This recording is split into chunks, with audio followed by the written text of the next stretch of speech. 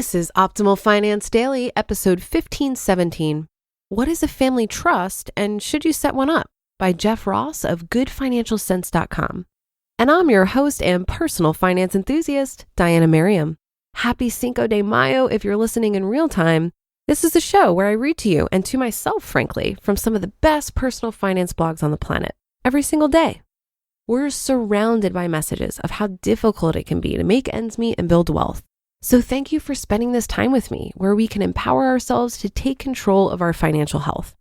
And before we get to it, I wanted to make sure you know that we have a weekly newsletter sharing tips, tricks, advice, inspirational quotes, and more. It's a great way to show your support and totally free.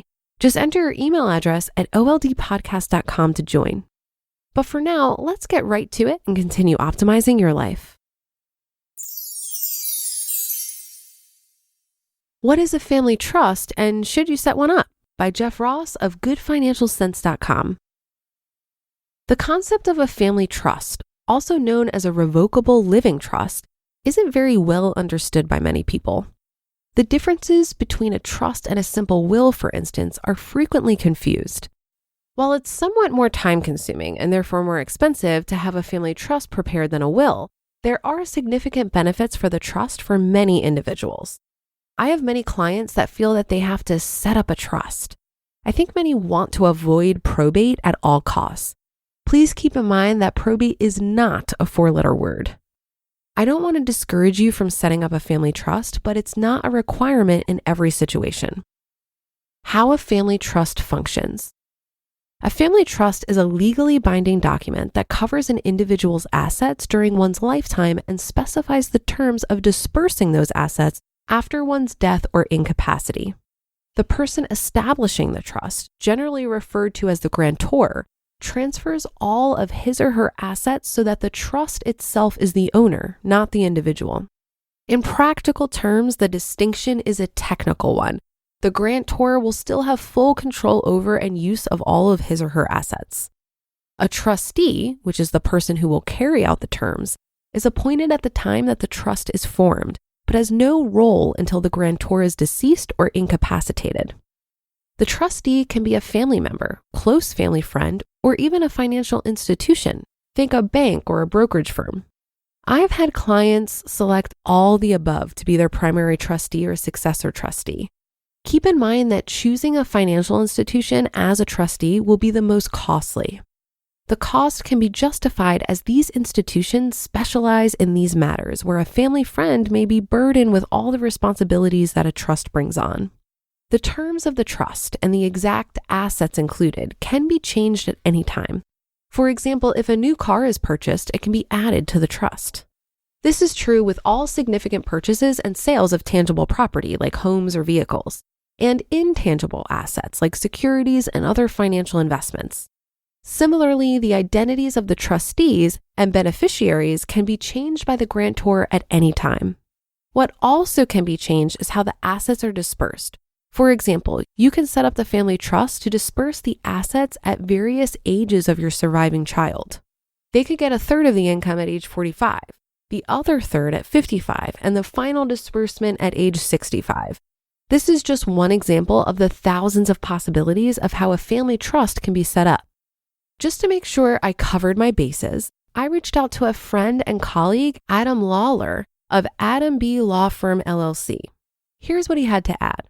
Quote, in my world, a family trust normally refers to a joint tenancy revocable trust, so think a husband and wife, as grantors or settlers, with trustees and beneficiaries.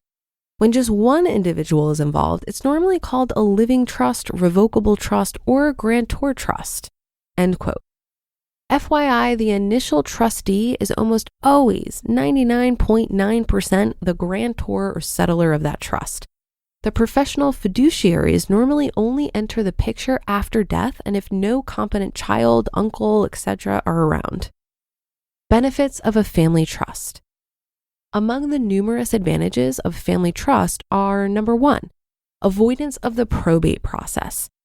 If the grantor dies, the estate can avoid probate court, a substantial benefit over a simple will, where probate is commonplace for any assets not specifically enumerated.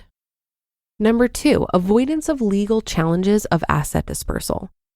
A family trust is essentially airtight legally, another potential advantage over a simple will.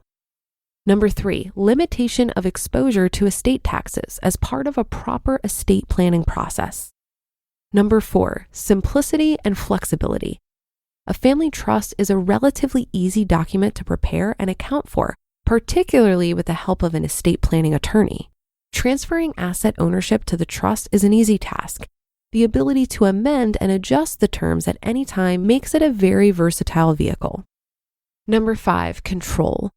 The terms of the trust dictate exactly what will be done with your assets in the event you're incapacitated or deceased.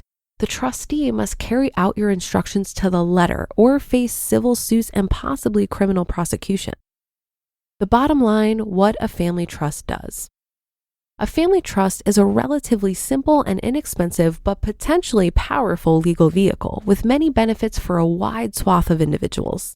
The family trust essentially makes certain that your assets will be allocated as you wish, should something happen to you, and makes certain that the beneficiaries that you designate will have access to their inheritance in the manner you intend, quickly and fully. The peace of mind in that fact alone may be enough to recommend the process. I hired a local attorney to draft our will and testamentary trust, but there are online options that are cheaper. One example is Nolo.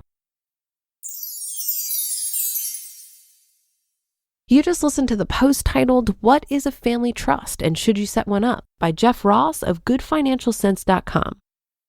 One of the things that I love about hosting this podcast is all the new things I get to learn. This article made me want to do a bit more digging, and I found some good info from Investopedia.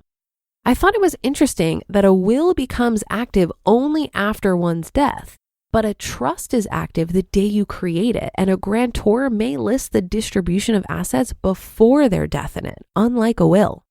There are irrevocable trusts, often created for tax purposes, which cannot be altered after their creation, and living trusts, which can be changed by the grantor. I also didn't realize that all wills must go through a legal process called probate, where an authorized court administrator examines them. And this process can be lengthy and potentially contentious if family members contest the will. Trusts are not required to go through probate when the grantor dies, and they cannot be contested. You could easily lose an additional 2 to 4% of your estate due to attorney fees and court costs with the probate process, so this is worth consideration. The main benefit I see for a trust is that it will streamline the process of transferring an estate after you die while avoiding a lengthy and potentially costly period of probate. However, if you have minor children, creating a will that names any guardian is critical to protecting both the minors and any inheritance. Deciding between a will or a trust is a personal choice, and some experts recommend having both. A will is typically less expensive and easier to set up than a trust, which is a more expensive and often complex legal document. And that should do it for today. Have a happy rest of your day, and I'll see you on the Thursday show tomorrow, where your optimal life awaits.